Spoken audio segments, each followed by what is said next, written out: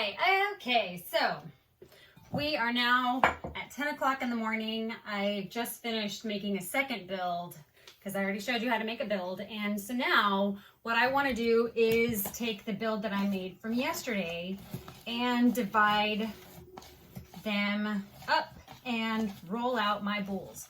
And I'm going to prepare them for proofing two different ways so that you can see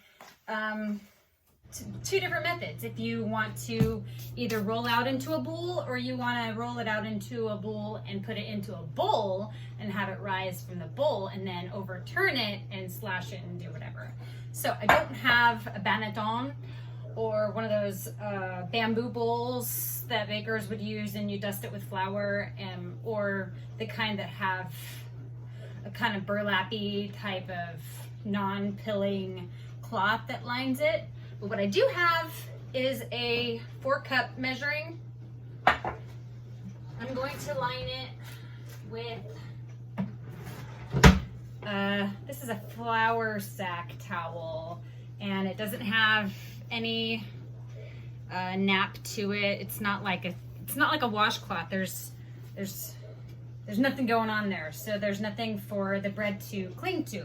But what I'm going to do is I'm going to line it, and then I've made a mixture of half rice flour and half bread flour to coat the bottom of this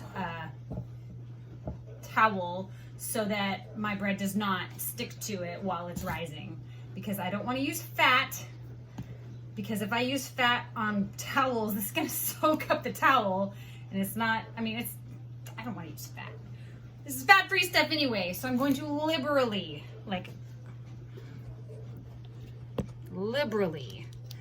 dust this with flour. There's like flour everywhere, and I want to make sure that there's flour all the way up to the top, because once my boule's in there, he's gonna rise. I don't want him to stick. All right, and so now I'm gonna take my bread my dough out of the bowl. And the way I'm gonna do it is I'm going to put flour all around the edges. I'm gonna take my bowl scraper and I'm going to release the suction between the dough and the bowl. So flour around the edges, a little bit of flour on top, and then I'm going to come through with my bowl scraper and release the suction, because I did not spray this bowl when I put the dough in. And so now it should just be able to plop right out. Let's see if I'm right. Plop. Not a whole lot of stickage in the bottom of that bowl. All right, so now what I want to do is make my portions at about 900 grams. And what I'm trying not to do is mess with this too much, because if I agitate it anymore than I've already done, he's gonna tighten up on me, and I don't want any more agitation to happen. So I'm trying to be gentle. I don't want it to get too tough. I've already made nice long development because he's already been sitting for like 3 days. So the size of my bowl is going to be about, I do this in grams, and I'm going to get like a good healthy 3 boules out of this. This is what I want. And also what I read is that when you are cutting and portioning your dough, you want to make as few cuts as possible, because cutting dough is a traumatic thing. This is a living organism, so the more times you cut it, the more trauma happens to it, and the more you have to let it rest and come back to itself. So this one is at 860. This one's gonna be smaller, 650. Oh, and 730. Hey, look, I've got, that's funny. Got it going on 100 grams off on all of them. 770.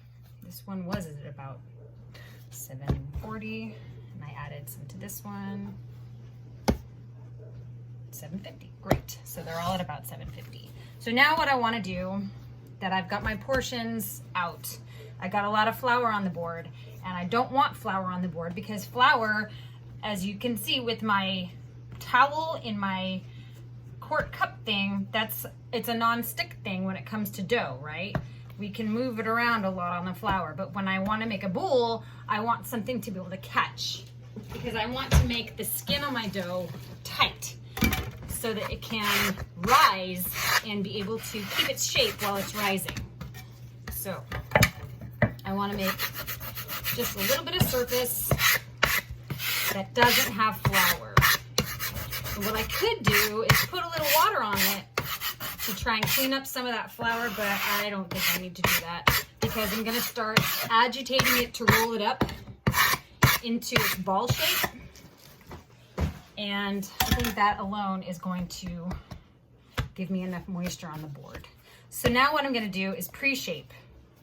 And this will help me to shape it a lot easier, and I won't have to work with it so much. So what I'm going to do is I'm going to, because I've taken the corners of the dough and brought it into the center, this is now the ugly side, okay? Ugly side. And I'm going to flip it over, and this is the good side. So now I have my ugly side down, and it's going to be the side that grabs. And what I'm doing is my pinkies here are pushing the dough forward. And what happens when the dough goes forward is that it is sliding here and getting tighter and tighter and tighter. Okay, and I'm just gonna turn the dough 90 degrees every time. And this is probably the easiest way, and you can flour your hands, just don't flour the board. The easiest way to make tight, tight skin on your boule.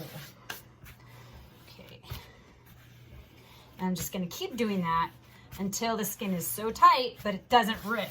Because if it rips, I mean, I've had successful bakes with ripped boules, but I mean, I don't want to chance it.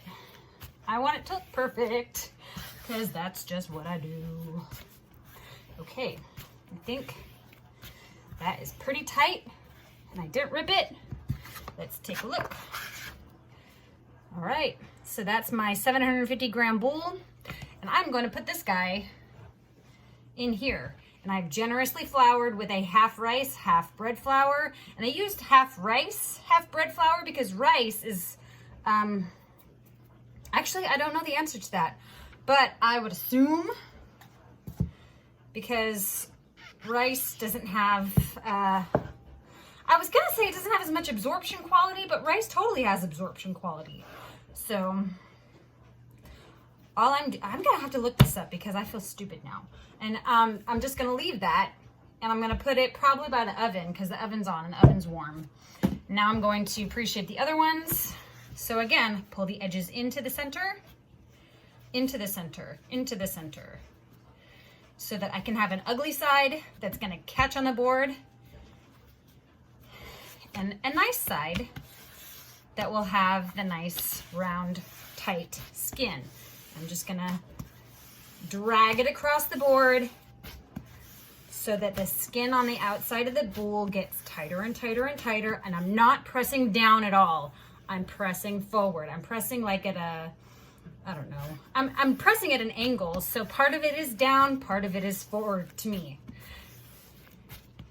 I mean, people also like do the rolling thing, but I find that this way agitates it the least, and it still gets me the product that I want.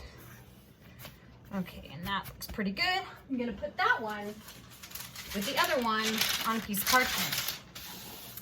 And now if you were in a deck oven, you would put it on a board with cornmeal so that once you shoved it into the oven from the peel, you would have a cornmeal on the bottom. And I could put cornmeal on the bottom of this, but I don't want to. I mean, you can. So, one more time. Pull the edges into the center so that I have an ugly side where I've already started to tighten the better side skin. And see that? I have a deformity. But now you see how much flour I have taken up from the board to flour my hands. It my hands need the flour because I don't want the dough to stick to my hands, and because flour has a non-stick quality when it comes to dough. Flouring my hands is okay when I'm making the boule. Flouring the board is not okay, because then it's not going to grab. It's not going to get that little bit of stickiness to help that outer skin get tight. And again, I want the outer skin to be tight so that my dough can go up, up, up instead of boop, boop, boop, boop. Okay. And that's pretty much it.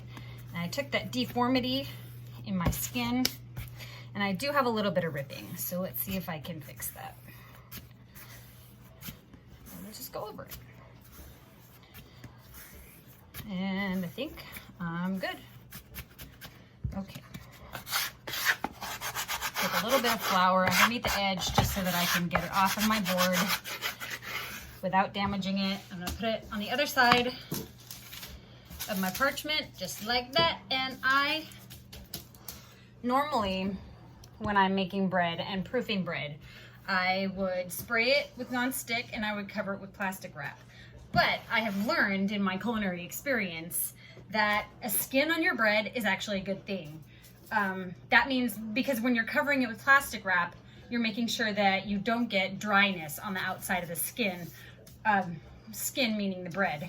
But in this case, I do want a skin on it. I do want it to get a little bit dry on the outside so that I can slash it more easily. It's easier to slash bread when it's drier than when it's moist and wet. If you've ever tried to slash bread that's moist, your knife, whatever tool you're gonna use, drags along the skin, and you don't want dragging marks because that's not pretty. And so you want a little bit of dryness on the outside of the skin. So I'm not going to wrap it in plastic, and it's gonna sit for a few hours. Like right now it's 10:20, so we'll come back about noon, maybe 1.